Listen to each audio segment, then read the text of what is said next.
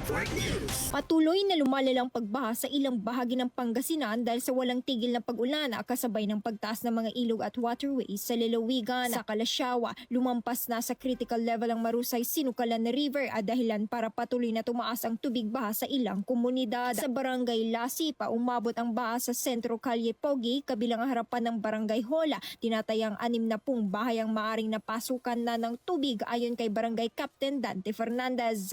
Kung sa harap ng barangay ho namin, mayroon na pong tubig baha. Itong tubig na ito, medyo flooded na yung sa kabila, kaya wala na itong madaanan na tubig. Kaya yun na po. Apektado rin ang Lampurok sa Barangay Mangkup, kabilang ang Habagat Road na hindi na passable sa ilang bahagi. Sa Barangay Lungos, Sitio Kasintak, umabot na sa unang palapag ng ilang bahay ang baha at maaari pang lumalim kung magpapatuloy ang pag-ulan. Nakapagtala rin ng pagbaha sa ilang lugar at paaralan sa Mangkup, Nalsiana, Bakayawa, Balani, Parungking, Ambunawa, Dinalawan, Ambatala, Nagsaing, Duyong Sentro at CCNHS, habang nananatili sa red alert status ang MDRRMC Kalasyawa. Samantala, naiulat din ang pagbaha sa mga barangay ng Manibuk, Lingayen, Linok at Banlaga sa Binmalay, Bungalon Highway sa Labrador, Anaytay, Alaminos City, Sumabnit, Binalonan at Pampano sa mga Taram. Kasabay nito, nagpakawala rin ng tubig ang Buklaw at Binga Dam sa Benguet matapos umabot malapit sa normal high water level ang kanilang reservoirs dahil sa patuloy na pag-ulan. Ayun man, sa pinakahuling monitoring ng San Roque Dam sa Pangasinan,